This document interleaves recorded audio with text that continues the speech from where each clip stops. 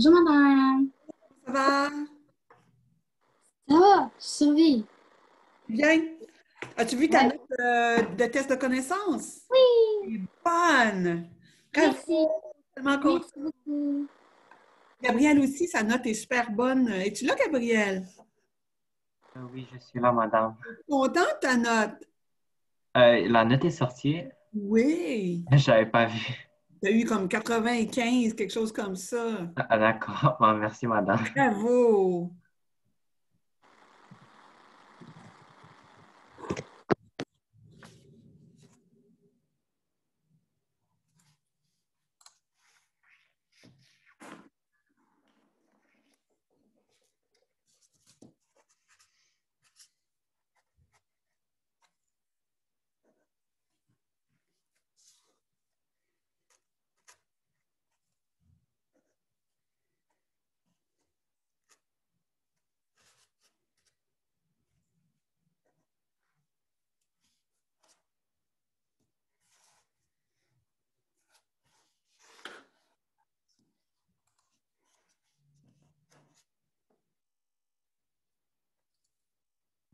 Bonjour madame. Bonjour. Es-tu contente de ta note de test?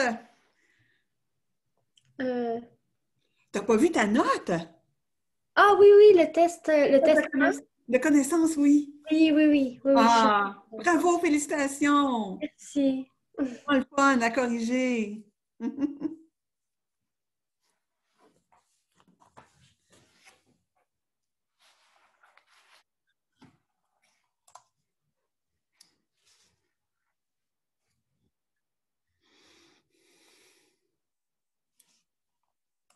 Allô, Léo? Bonjour. Bonjour. As-tu vu ta note de test de connaissances? Oui, oui. Tu es content? Oui, oui, c'est une bonne note, je suis Ben, content. moi aussi. Bravo. Merci beaucoup. Allez les chercher, ils sont juste là.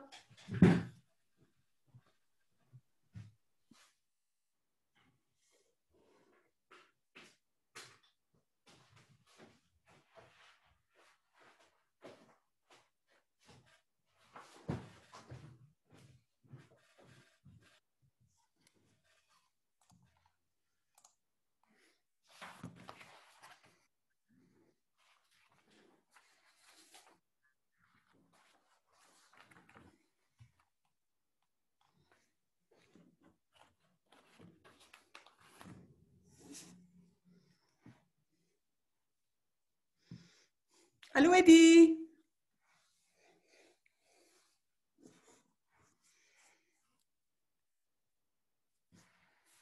Bonjour. Bonjour. Bonjour.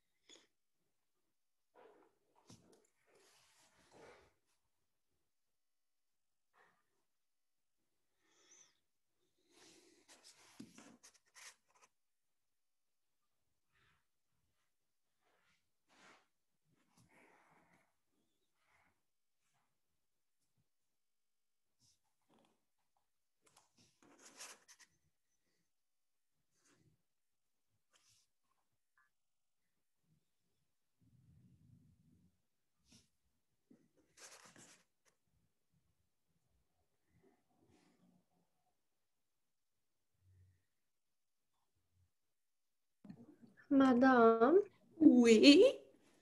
est-ce que aujourd'hui on va parallélisme? Si on voit le parallélisme? Mais ouais, est-ce qu'on va en parler aujourd'hui? Oui, c'est exactement ça le sujet d'aujourd'hui. Ok. Ok, parce que j'ai vraiment pas bien compris le Ah, parallélisme. OK, je vais t'expliquer ça. Ok, c'est bon, merci.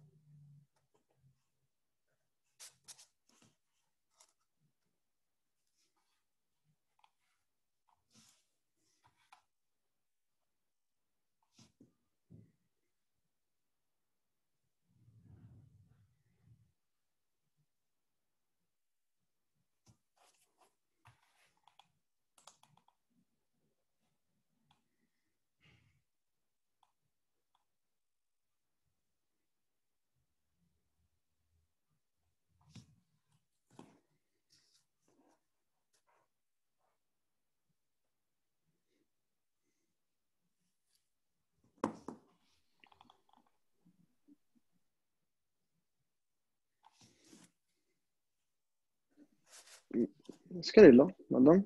Allô, Emilio? C'est quoi Oui, ta bonjour. question? Ah ouais, c'est parce que moi, je dois partir chez le dentiste maintenant. Est-ce que je vais manquer quelque chose d'important? Oui. Ah, est-ce qu'il y a moyen d'enregistrer le cours ou quelque chose? Oui, oui, il est déjà enregistré. C'est déjà Ok, parti. ok, parfait, merci. OK, bye. Bye.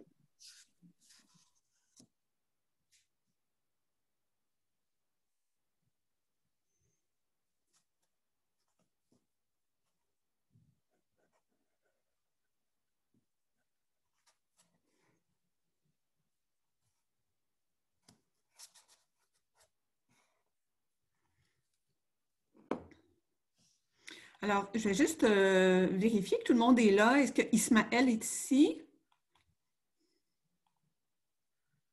Donc, je déduis que non. Euh, Nader, est-ce qu'il est ici? Oui, je suis là. Ah, parfait, merci. Isha Gandhi, non plus. Et ce sont les seules personnes qui sont absentes. Donc, je vous demanderai d'ouvrir vos caméras, s'il vous plaît.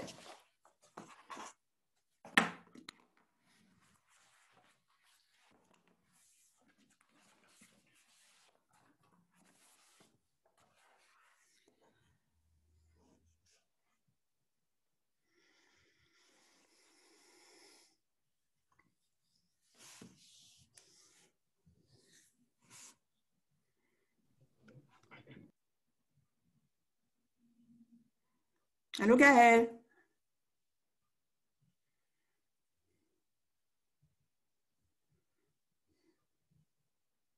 Philippe, est-ce que tu veux ouvrir ta caméra, s'il te plaît? Oui, 2 secondes. Merci. Ayoub, Madeleine,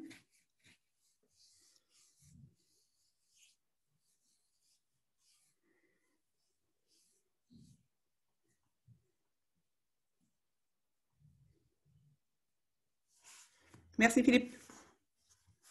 Ayoub, t'es là? Ouais, mais j'ai pas ma caméra. OK. Madeleine?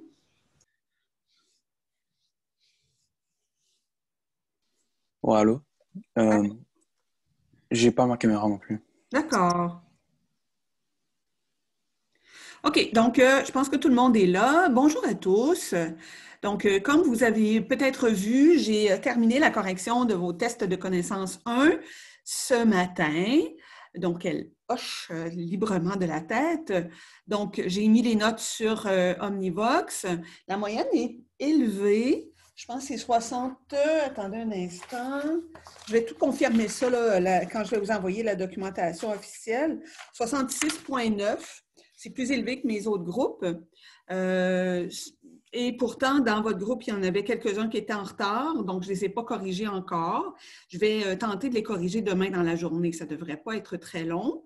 Et donc, malgré ces absences-là, ces retards-là qui sont comptabilisés comme étant des zéros pour l'instant, votre moyenne est quand même très élevée. Alors, bravo. Il y a par contre des gens qui ont perdu tous leurs points pour le français écrit, plus que dans mes autres groupes, je dirais. Donc, plusieurs d'entre vous auriez besoin d'aller consulter le SALF. Alors, je l'ai écrit là, sur la couverture de votre examen. N'hésitez pas à y aller. Des fois, c'est la seule solution, c'est la seule chose qui vous sépare d'un éventuel échec, là. Donc, ce serait vraiment dommage là, que vous échouiez à ce cours-là. Donc, ne vous inquiétez pas pour la rétroaction. Je vais vous faire ça très détaillé. J'ai déjà commencé le document de la rétroaction. Je vais le terminer demain matin.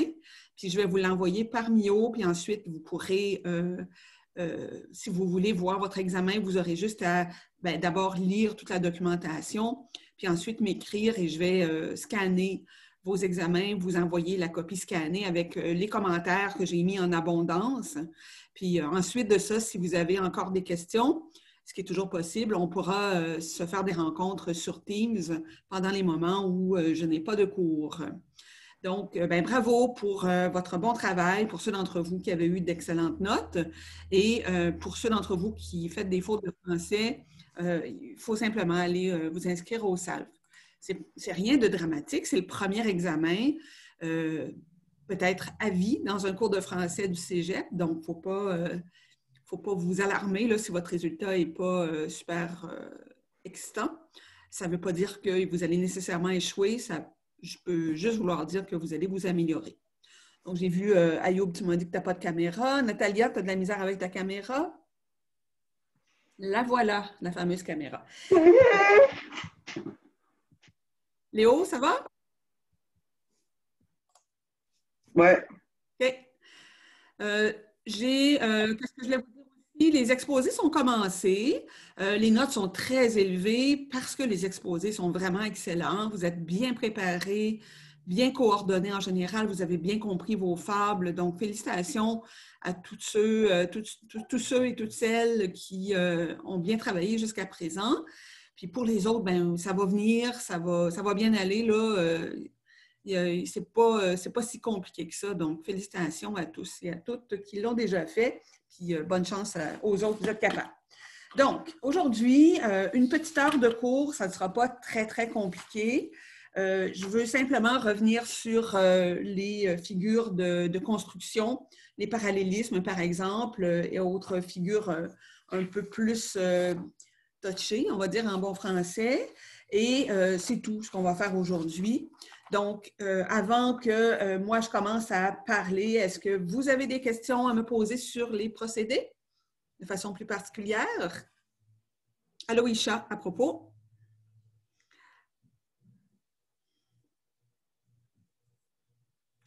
Christian, pendant que je suis là et que je t'ai devant moi, je m'excuse, j'avais oublié que j'avais reçu ta copie. Mais donc, je l'ai trouvé en 4e vitesse et je l'ai corrigé un petit peu plus tard que les autres. Et j'espère que tu n'as pas trop angoissé avec ça. Ça va? Pas grave, merci madame. Non, c'est bon. D'accord. Donc, si vous n'avez pas de questions sur les procédés, je vais commencer tout de suite à vous réexpliquer, vous expliquer en quoi ça consiste, ces procédés-là. Donc, le premier procédé que vous deviez voir, moi, je ne les verrai pas dans le même ordre que celui qui est dans le document. Donc, je vais commencer par l'inversion. Alors, l'inversion, c'est un procédé simple à analyser et donc pas très payant en termes d'analyse. C'est facile à trouver. Donc, il suffit de se souvenir de l'ordre normal des éléments d'une phrase, donc sujet, verbe, complément en général. À l'intérieur du grand bloc des compléments, d'habitude, il y a le le complément direct, puis le complément indirect, puis le complément ou les compléments circonstanciels. On appelait ça comme ça dans le temps.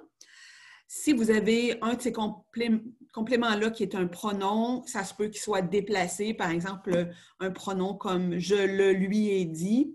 Alors là, évidemment, ces pronoms-là sont placés avant le verbe et ça ne consiste pas en une inversion. Techniquement, c'est sûr que les compléments n'ont pas d'affaire avant le verbe, mais ce n'est pas une volonté de l'auteur de faire quoi que ce soit de particulier ou de nouveau. Il suit la règle, tout simplement. Donc, ce qui est vraiment une inversion, c'est quand on s'attend logiquement à ce qu'un complément soit placé à tel endroit. À l'intérieur d'un bloc qui est le complément du nom aussi, il peut y avoir des inversions. Donc, logiquement, on s'attend à ce que le complément soit placé à tel endroit, puis on se rend compte que ça a été déplacé. 2 éléments ont été permutés, ou même 3 éléments permutés les uns par rapport aux autres. Donc, si je reprends l'exemple dans le document C5, l'exemple, c'est « Nous avons du monde atteint les bornes ». Donc, c'est sûr que « nous avons du monde », littéralement, ça ne se dit pas, là, il n'y a pas de contenu. Donc, il faut lire toute la phrase pour comprendre « Nous avons atteint les bornes du monde ». Donc, dans ce cas-là, c'est un complément du nom qui a été déplacé avant même le nom qu'il complète.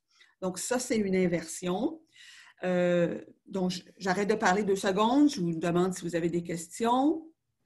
Madame, moi Oui. j'ai une question. Est-ce que les sujets inversés sont considérés comme des inversions? Comme dans le cas d'une question, par exemple? Ouais. Par exemple, dans l'exemple suivant, « As-tu dit telle chose? » C'est une inversion, mais c'est pas incorrect. Au contraire, là, sur le plan syntaxique, c'est comme ça qu'on doit faire. Quand on pose une question, il faut inverser le pronom qui est le sujet. Donc, je ne mentionnerai pas ça du tout comme une figure de style. Ça, c'est rien. C'est juste la syntaxe qui nous impose de le mettre dans cet ordre-là. Mais si tu veux dire, en général, est-ce qu'un pronom déplacé peut être une inversion? Absolument. OK. Les groupes de mots peuvent être une inversion. OK. Merci. Est-ce qu'il y a un document pour ça? Oui, c'est le C5. OK, merci. Autre question? C'est beau. Donc, c'est vraiment, tu sais, n'oubliez pas le geste. C'est vraiment comme une permutation d'éléments par rapport à l'ordre normal des choses. Je vais vous faire tout à l'heure un petit exercice. Là, vous allez voir, c'est pas trop difficile à comprendre. Donc, par rapport à ça, on a le parallélisme. Alors, en quoi ça consiste dans mes mots? Un parallélisme, c'est quand, dans une phrase donnée, ça peut être une phrase qui est située sur une seule ligne, si on parle d'un vers, ou ça peut être une seule phrase composée de 2 lignes. Donc, ça peut être une seule phrase très longue de 2 vers, donc de 2 lignes, et ça peut être aussi 2 phrases différentes. Donc, ça ne dépend pas étroitement du nombre de phrases, mais un parallélisme, c'est quand on voit que les éléments sont placés de façon parallèle les uns par rapport aux autres.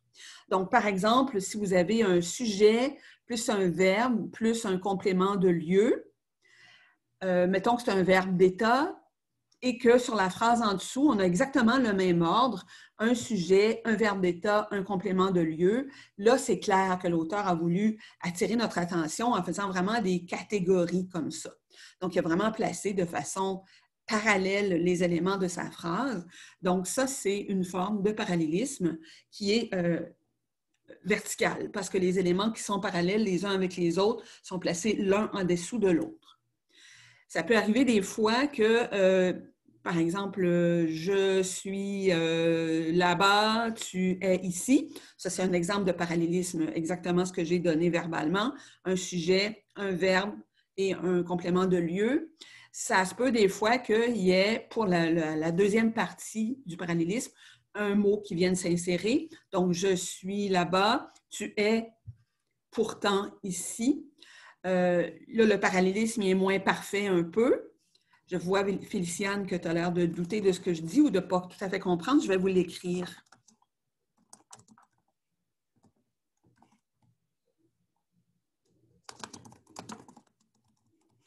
Et là, je l'écris sur une seule ligne, parce que si j'avais voulu les mettre un en dessous de l'autre, j'aurais fallu que je fasse Enter. Ça aurait marché pareil, je pense. Donc, vous voyez, ça, c'est parallèle. Là, je l'ai transformé en parallélisme horizontal. On a un sujet qui est « je », qui est parallèle à « tu », 2 pronoms personnels.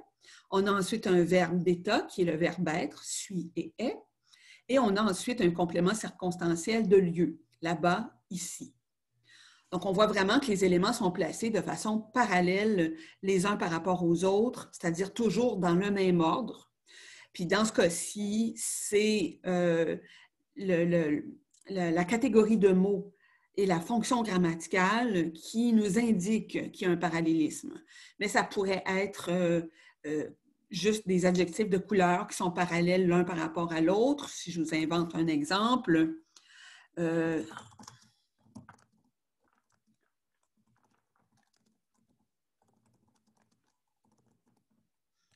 fais Enter, puis je vais donc entrer un autre exemple qui va poursuivre le parallélisme.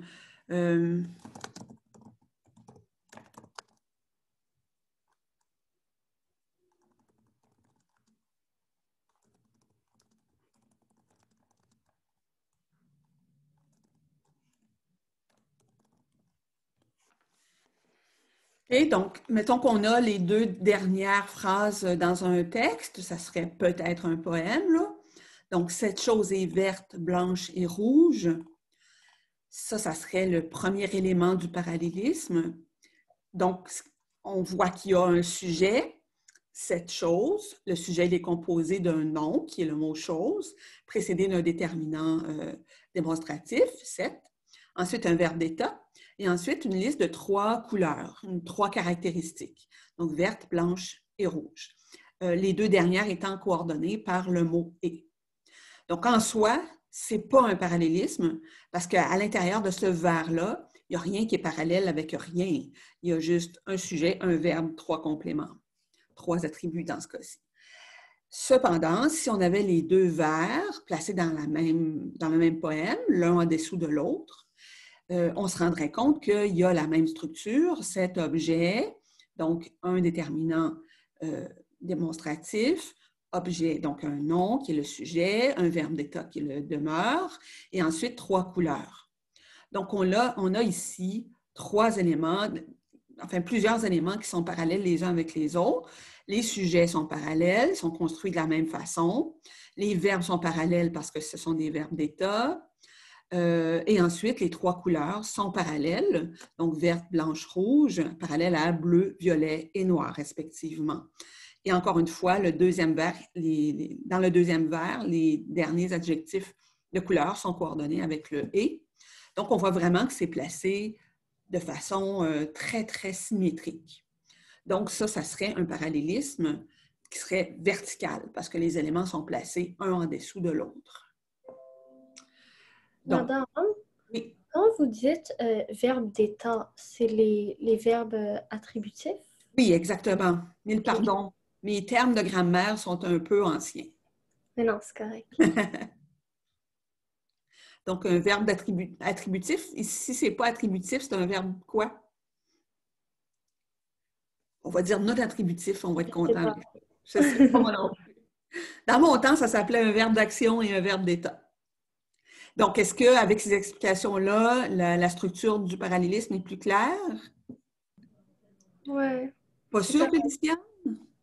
C'est correct. Ça va venir avec la pratique, je pense. Oui, sûrement. Puis avec des exemples qu'on va faire tout à l'heure, des exercices. Donc, ça, c'est quand c'est parallèle. Ça peut être vertical ou horizontal.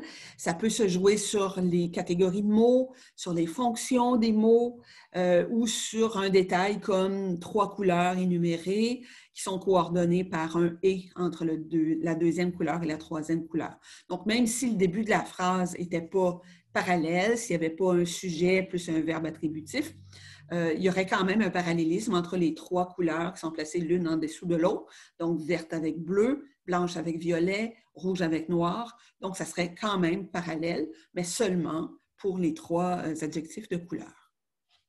Madame, est-ce que si, par exemple, ça avait été cette chose est verte, blanche et rouge, cet objet demeure bleu et violet, par exemple, qu'il n'y avait pas eu le noir, est-ce qu'il y aurait eu parallélisme? En tout cas, le parallélisme n'aurait pas résidé sur les adjectifs de couleur. On aurait pu quand même dire qu'il y avait un parallélisme à cause des sujets qui sont semblables, puis à cause des 2 verbes attributifs. Oui, ça aurait été un parallélisme quand même. OK. On s'entend que ce n'est pas les phrases les plus excitantes, là, donc je ne vois pas comment j'aurais analysé ça. Ça dépend toujours du contexte, là, mais c'est un exemple plate à analyser, là, on s'entend. Mais oui, techniquement, ça demeure quand même un parallélisme. Donc, ça va pour ça, pour le parallélisme. Et ce qui va peut-être être encore plus difficile, c'est le chiasme. Donc, ça ne se prononce pas chiasme, là. Ça pourrait laisser entendre d'autres choses. Donc, c'est le champ lexical de la figure de style, chiasme. Donc, ça peut être plusieurs sortes de chiasmes différents. La sorte elle-même n'est pas importante. Vous n'aurez pas à les identifier. Mais ça peut être des chiasmes qui résident sur le sens, sur la fonction grammaticale ou juste sur des sons.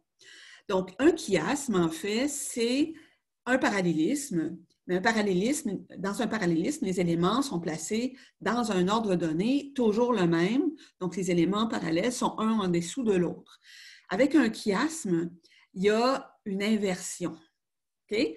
Donc, les lettres que j'avais utilisées là, dans la documentation pour identifier le parallélisme, j'avais écrit A, B, A, B. Donc, A est parallèle avec A, B est parallèle avec B.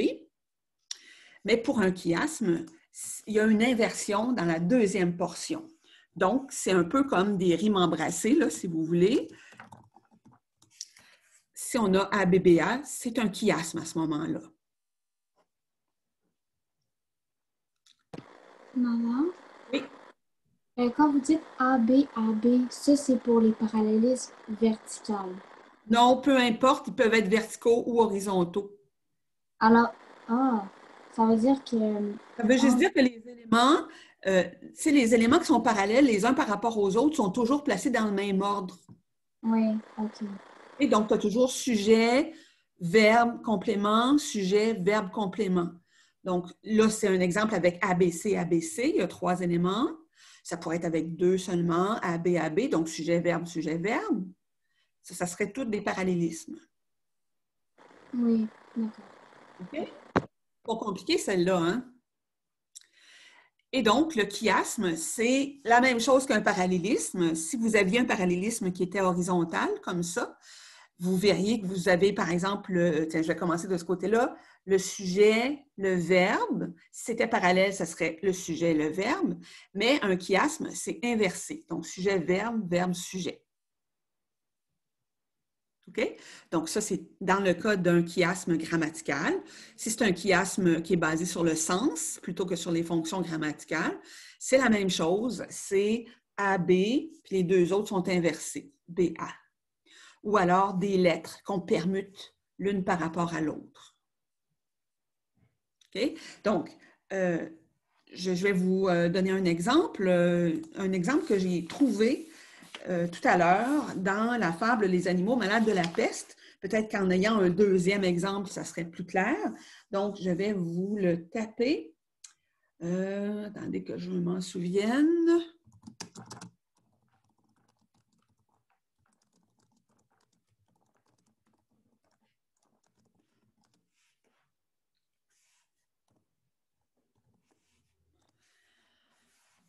Donc, ça, c'est dans Les animaux malades de la peste au vers 7.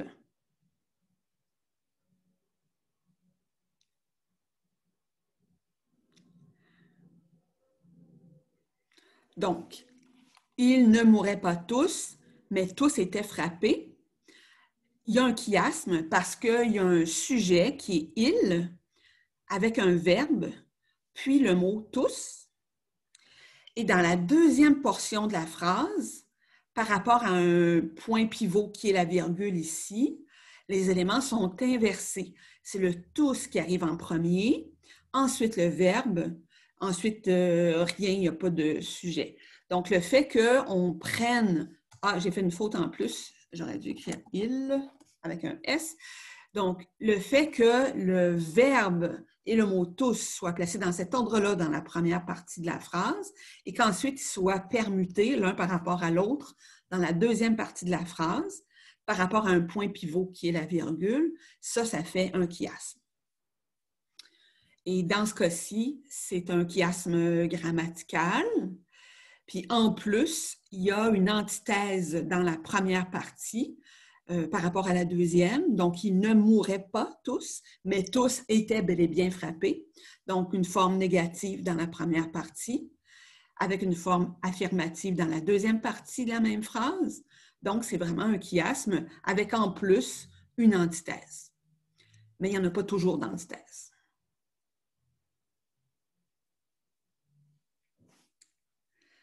C'est de la torture mentale. Mais un chiasme, blague mise à part, un chiasme, c'est très intéressant à analyser, c'est très enrichissant parce que c'est complexe. Un parallélisme aussi, c'est complexe, donc ça demande beaucoup de mots pour expliquer ça au lecteur et ça vous bourre un paragraphe d'analyse bien comme il faut parce que ça prend beaucoup de mots justement pour expliquer ça au lecteur. Quand je parle d'un chiasme qui est basé sur des sons, généralement, c'est des jeux de mots. Donc, les exemples que j'ai donnés dans le document, je ne peux pas faire deux choses en même temps, pardon. Les exemples que j'ai donnés, il n'y a pas de sexe dedans, mais d'habitude, c'est basé sur des jeux de mots sur le sexe. Donc, les tulipes lutines, ici, il n'y a pas de sexe là-dedans, mais on a une inversion des sons. T, L dans tulipe et LT dans lutine. Donc, ça n'a même pas besoin d'être des mots inversés, c'est juste des sons inversés dans deux mots qui se suivent. Mais c'est quand même un chiasme.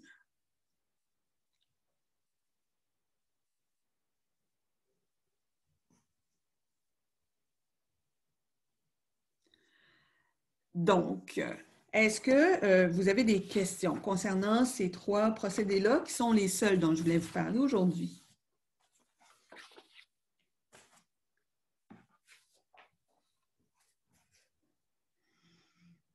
C'est beau, pas de questions. Donc, je vous avais demandé d'imprimer une feuille.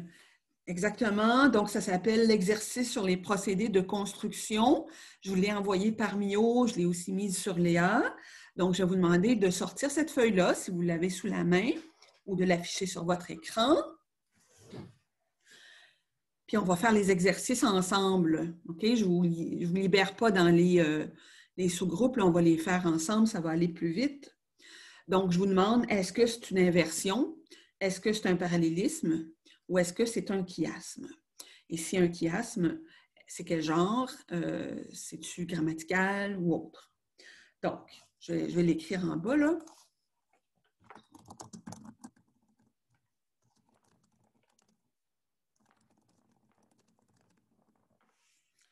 Ça, c'est le A. Donc, j'ai tendresse pour toi, j'ai passion pour elle. La façon dont je le lis, ça devient un alexandrin avec une césure à l'hémistiche. Parallélisme, exactement. Donc, bravo Gaëlle, tu as été rapide sur le Python. Donc, c'est exactement ça. Donc, j'ai, on voit qu'il y a un pronom personnel, qui est le J', avec un verbe, qui est le verbe avoir, j'ai, plus ensuite une émotion, donc tendresse, passion, et ensuite pour, et ensuite toi et elle. Donc, c'est pas grave si ce n'est pas le même personnage, toi et elle, mais ce sont deux pronoms personnels et donc, ils sont vraiment placés au même endroit. Il n'y a rien d'autre dans la phrase que exactement ce parallélisme-là. Donc, un parallélisme horizontal ou vertical? Horizontal. Horizontal. Vendu. Est-ce que vous pouvez répéter c'est quoi la différence entre horizontal puis vertical? Oui, bien sûr. Alors, ici, c'est horizontal, forcément parce que tous les éléments sont placés sur une même ligne. Donc, ce qui est parallèle, c'est, il y a J' qui est placé dans la première portion de la phrase. Ce qui fait la différence entre la première et la deuxième portion, c'est la virgule. Donc, le J' est placé aussi en premier dans la deuxième portion de la phrase. Donc, tout de suite après la virgule, il y a un J'. Ensuite, il y a le verbe et. Donc, c'est vraiment l'horizontal. Tendresse, passion, pour, elle, toi, elle. Donc, c'est vraiment horizontal parce que tous les éléments sont placés les uns à côté des autres.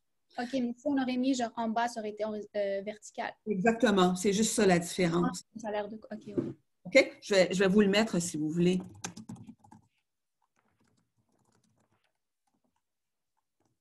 Donc, ici, j'ai mis un point. J'aurais pu mettre une virgule aussi.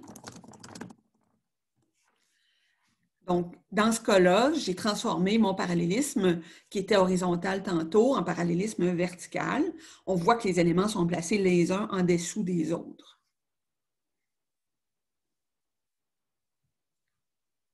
OK? Et donc, ici, le point pivot, c'est le point qui est à la fin de « J'ai tendresse pour toi », point.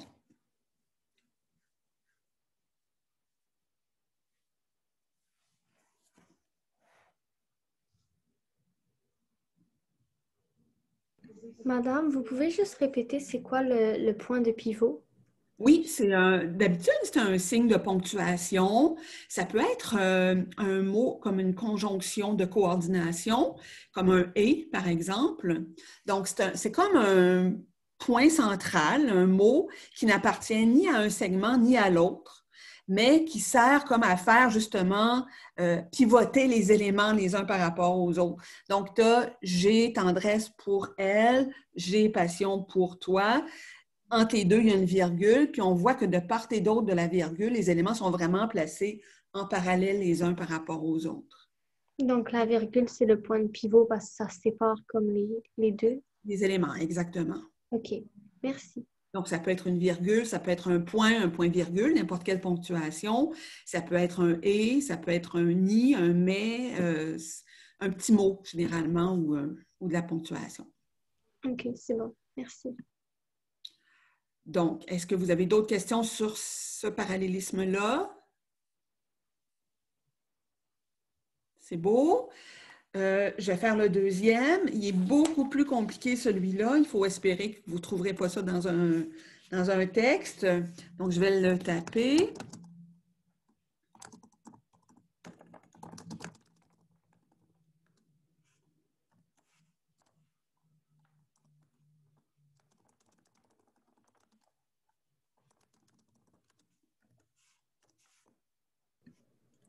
Est-ce que c'est un parallélisme aussi? C'est aussi un parallélisme, effectivement. La seule différence entre un parallélisme et un chiasme, je vous rappelle que les éléments sont inversés les uns par rapport aux autres. Donc, on va regarder s'ils sont parallèles. Christian, tu es d'accord pour dire que c'est un parallélisme. Donc, on voit qu'il y a « je suis ». Bon, le « je » est en dessous, le « suis » est en dessous, l'appelait, le soufflet. Donc, c'est un déterminant plus un nom. Féliciane, veux-tu parler ou ça va? Et, le, la, couteau, joue. Donc, on voit que les éléments sont vraiment placés parallèlement les uns par rapport aux autres. Le point pivot, ça serait le point d'exclamation du premier des deux vers. Donc, c'est horizontal ou c'est vertical? Vertical, exactement.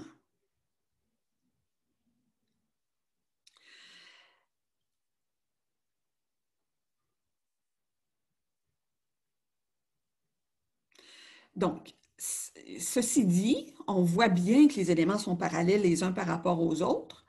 Donc, c'est facile de voir que c'est un parallélisme. Par contre, c'est difficile d'interpréter ce vers-là. C'est difficile de dire pourquoi c'est parallèle. Je comprends que vous avez vu que c'est un nom en dessous d'un nom et tout ça, mais plaie, c'est quoi le lien avec soufflet? Couteau avec joue, c'est quoi le lien? Donc, dans ce cas-ci, c'est ça qui est difficile à déterminer. Donc, je me suis cassé la tête un peu. J'ai trouvé cet exemple-là, puis un peu légèrement, je l'ai mis dans l'exercice. Puis après ça, j'ai essayé de me patenter mon propre corrigé. Et là, je travaillais fort du cerveau. Donc, ce que je remarque, c'est qu'il y a plaie et soufflet.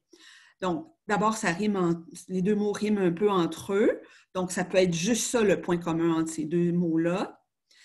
Et il est question d'agression. Hein? Dans ces deux vers-là, il y a une plaie et un couteau qui a causé la plaie. Et il y a un soufflet, c'est-à-dire une claque, et une joue qui a absorbé ce soufflet-là. Donc, on pourrait dire que plaie, c'est parallèle avec, sur le plan du sens, c'est parallèle avec rien. Et joue, c'est parallèle avec rien, sur le plan du sens, pas sur le plan grammatical. Mais couteau, il serait inversé par rapport à soufflet parce que ce sont les deux éléments de l'agression. Donc, si quelqu'un me disait que c'est un chiasme, je serais tout à fait d'accord. Mais madame, Oui. pourquoi plaie et joue, c'est rien? Ils sont parallèles à rien. Ils ne sont pas inversés aussi?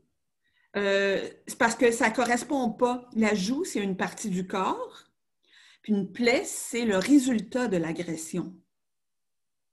Donc, c'est pas la même réalité du tout qui est comparée. Alors que le couteau et le soufflet, c'est clair que là, c'est un instrument d'agression.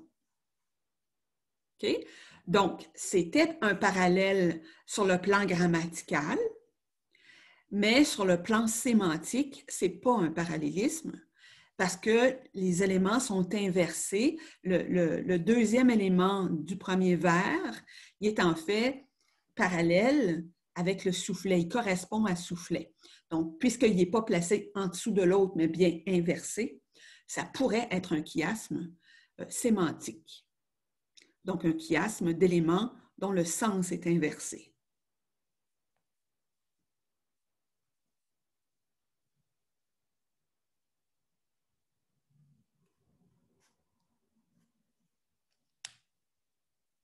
Donc, il n'y a pas une réponse qui est meilleure que l'autre.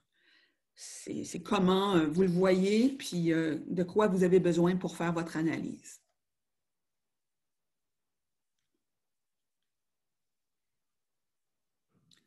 Donc, c'est beau pour celle-là.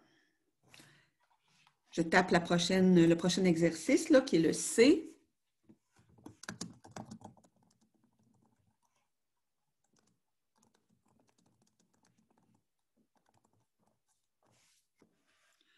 Donc, c'est laquelle des trois figures?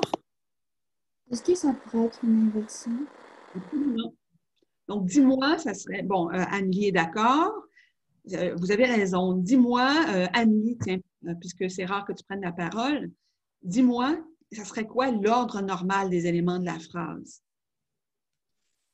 Ça serait à sa table accoudée, il se versait du vin. Ça, c'est bien, c'est déjà mieux. Mais est-ce que c'est pas un peu anormal de mettre le complément de lieu au début? Oui, on peut le mettre à la fin aussi. Là. Oui, je pense qu'il serait plus normal comme ça. Donc, il se versait du vin, virgule, accoudé à sa table. OK? Donc, il y a une inversion aussi dans « à sa table accoudée » parce que ce n'est pas du tout un ordre normal, là.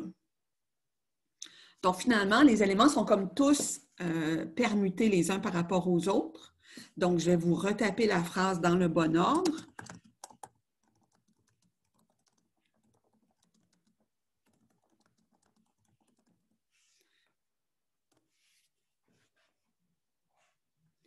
Donc, ça serait ça l'ordre normal. Il se versait du vin accoudé à sa table.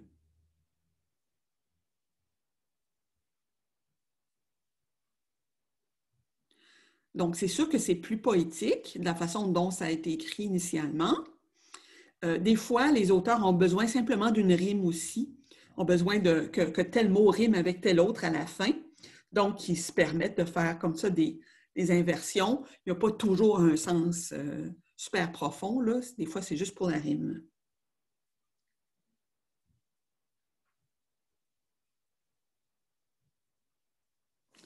Donc, ça marche pour celle-là.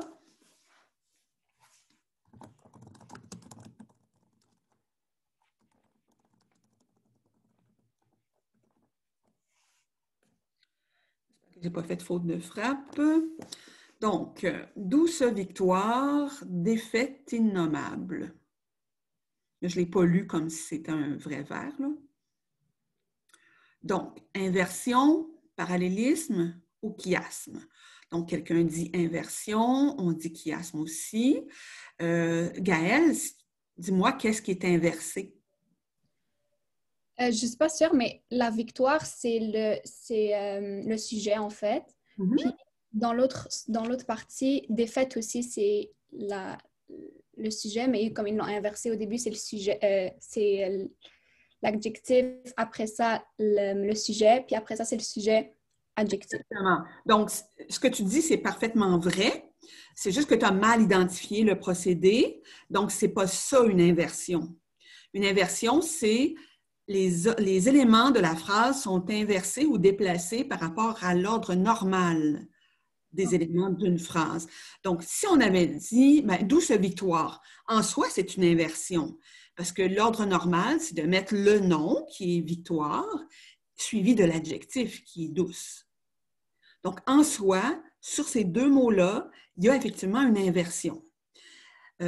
L'autre partie de la même phrase, défaite innommable, il n'y a pas d'inversion.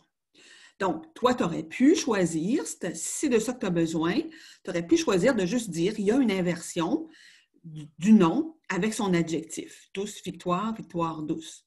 Okay? Mais c'est beaucoup plus complexe de dire que c'est un chiasme. C'est plus complexe à trouver. Et donc, les points de contenu s'accumulent dans votre tête et dans ma tête aussi quand je vous corrige. Et comme ça demande beaucoup plus de mots pour l'expliquer, ça vous fait du contenu pertinent sans aucun remplissage. Donc, si on est d'accord pour dire que c'est un chiasme, est-ce que quelqu'un peut m'expliquer pourquoi c'est un chiasme?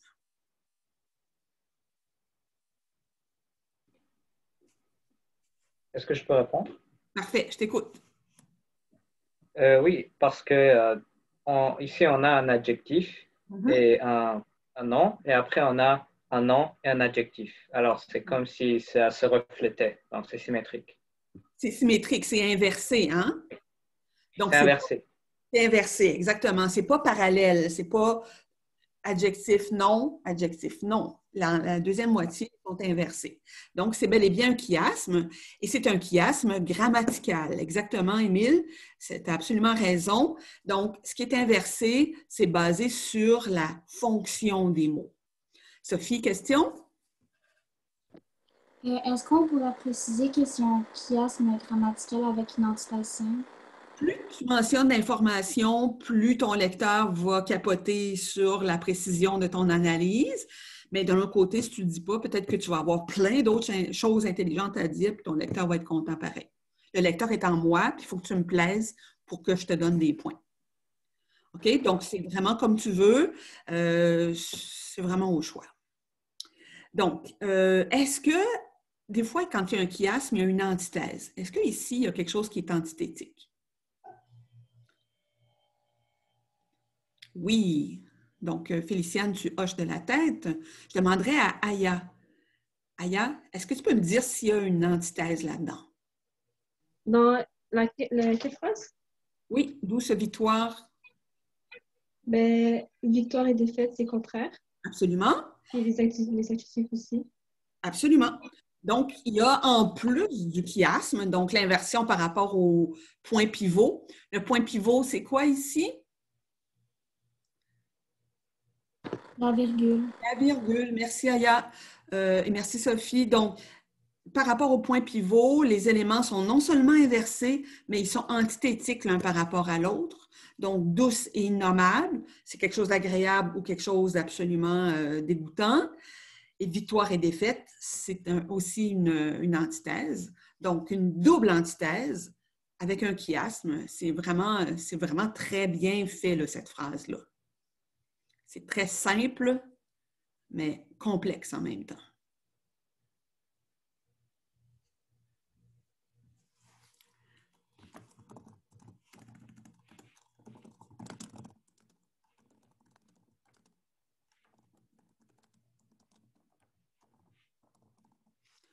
Donc, l'élément E, je tape le premier vers.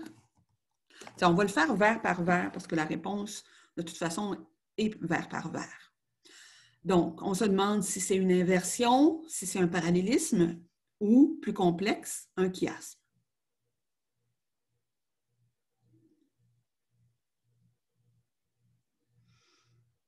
Est-ce que, par rapport aux éléments normaux d'une phrase, il y a quelque chose qui est déplacé? Y a-t-il un sujet inversé par rapport au verbe? Y a-t-il un complément placé avant le verbe?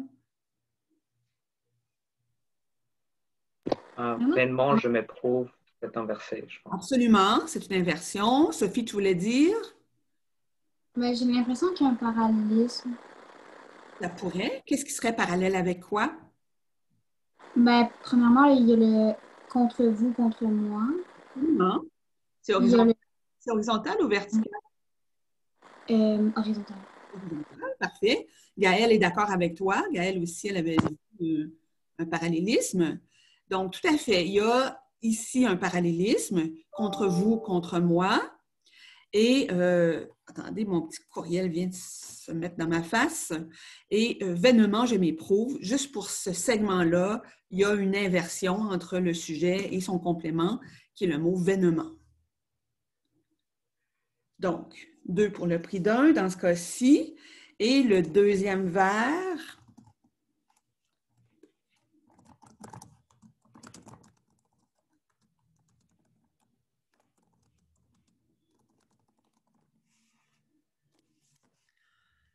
présente, je vous fuis, absente, je vous trouve.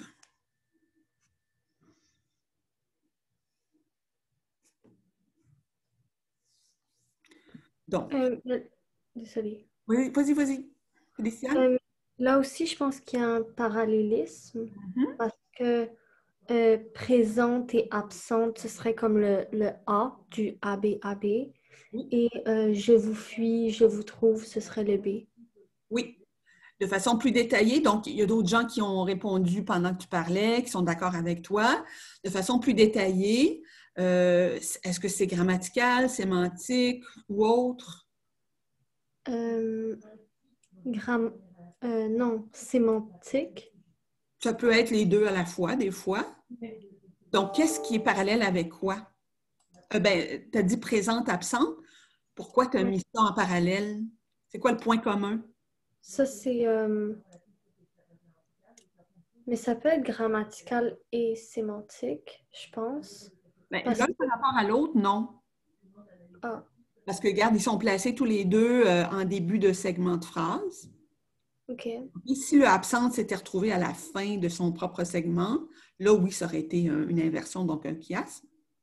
Ah, OK. Mais ma question, c'est quoi le lien entre présente et absente? Mais c'est antithèse. Oui, exactement. Donc, c'est la question de la présence ou non. Donc, c'est juste ça là, que je voulais que tu dises, c'est antithétique. Ensuite, on a un sujet qui est le « je ». Ensuite, on a un pronom qui est un complément, le « vous ». Et ensuite, un verbe. Donc, « je vous fuis » ou « je vous trouve ». Donc, est-ce qu'il y a une antithèse entre le fait de fuir et le fait de trouver, de se retrouver tout le temps face à quelqu'un?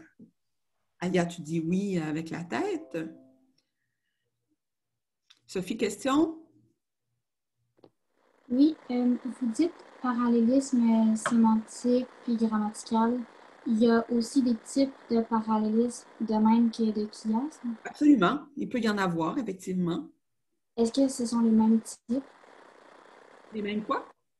Les mêmes types, comme pour le chiasme, il y a sémantique, grammatical, puis pour phonétique. Phonétique, absolument. OK, c'est vrai.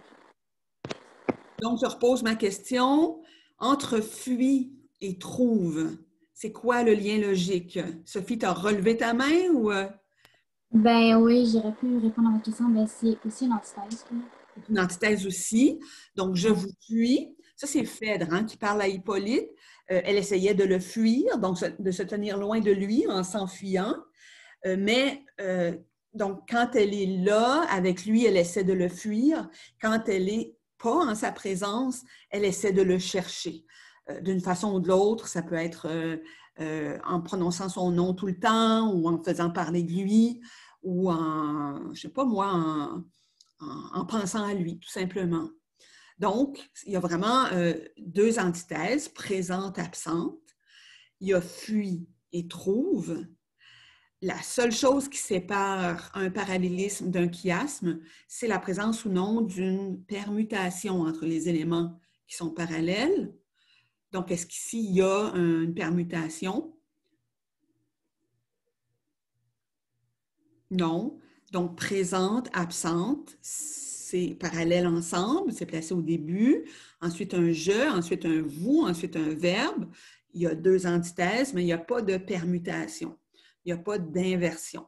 Donc, ce n'est pas un chiasme, c'est vraiment juste un parallélisme, mais doublé de 2 antithèses. Puis le point pivot, c'est quoi? Le point virgule. Le point virgule, exactement. Puis donc, c'est un parallélisme horizontal, comme Gaël l'a bien écrit. Donc, vous pourriez analyser ça comme un parallélisme ou vous pourriez vous concentrer uniquement sur l'antithèse. Ça dépendrait de votre analyse, ce dont vous avez besoin.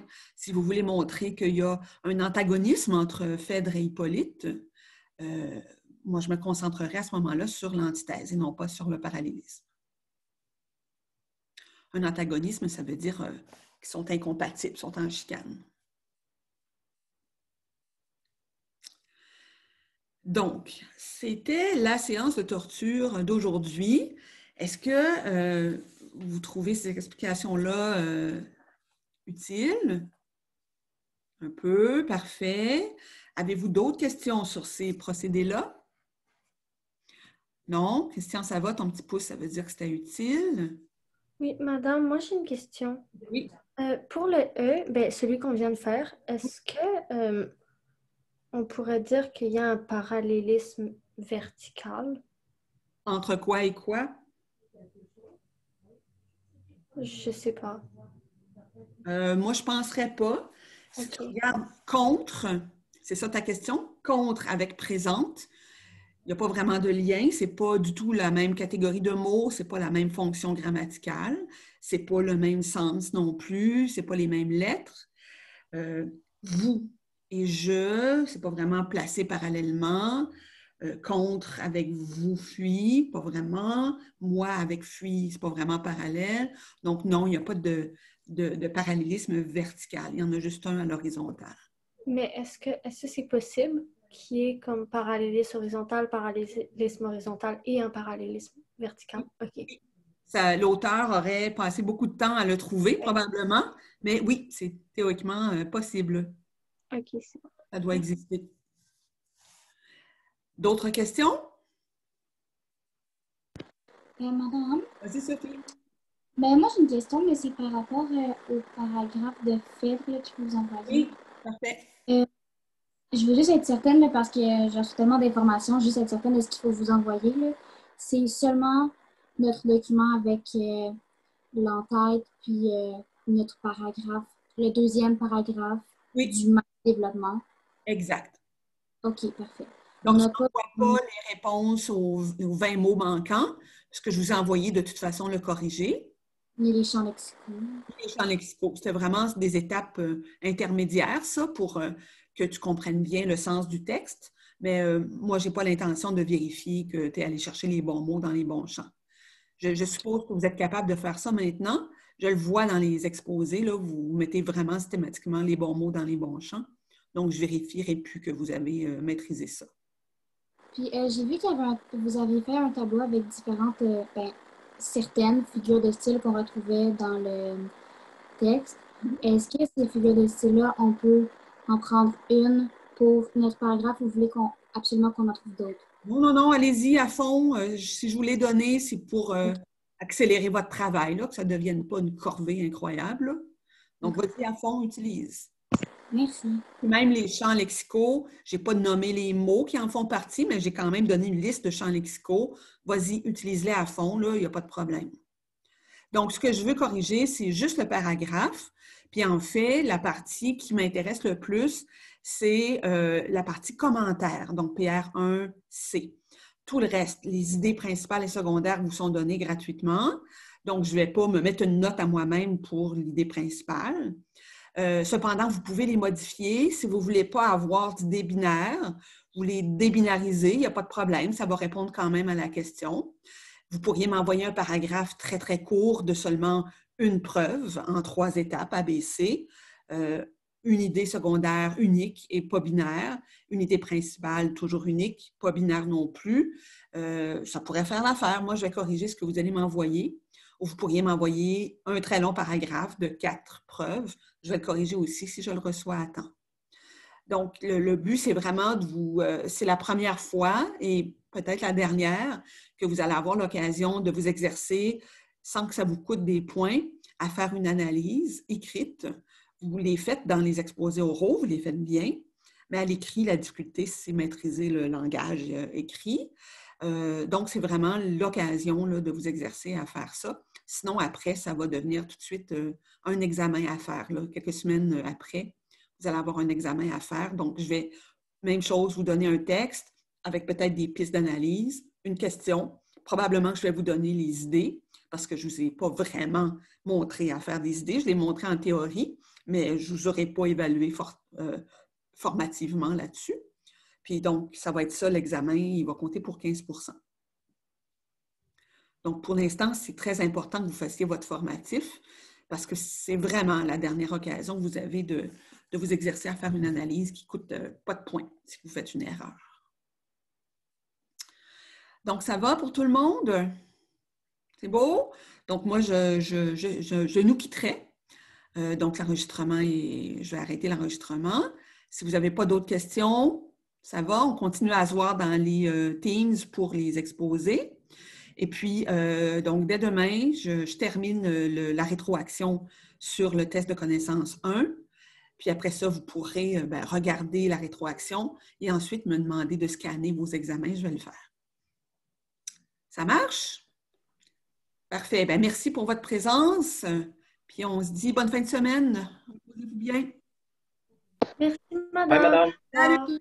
Bye. Au revoir. Au revoir. J'ai une question. Oui.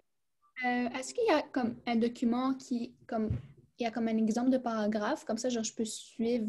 Est-ce qu'il y a ça dans les documents? Oui, c'est un des premiers documents. Je peux te donner exactement le numéro si tu veux. S'il vous plaît. Je vais faire mon Zoom là.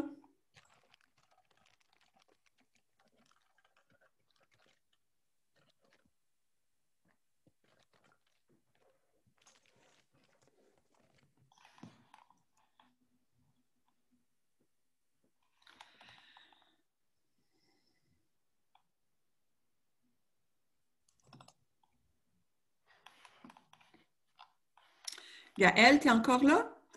Oui. C'est B10. B10? Oui. Parfait, merci beaucoup. Bonne journée. Bye.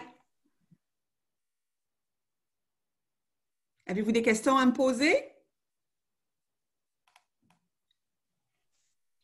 Madame? Oui, Noah. C'est une question pour le formatif. Oui.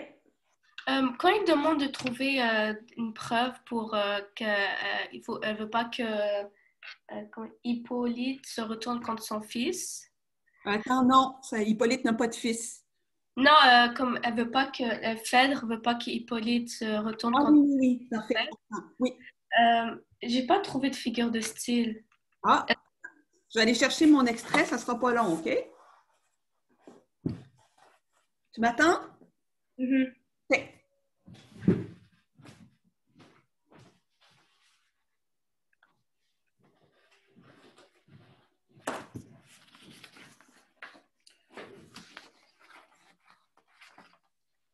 Ah, c'est dans mon anthologie, c'est vrai. OK, il est ici.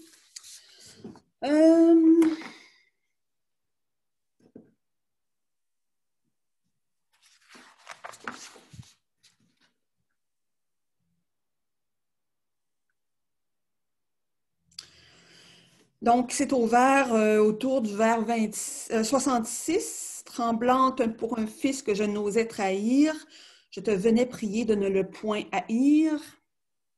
Peut-être la présence d'une négation, ne le point haïr. Donc, elle lui demande de ne pas le haïr.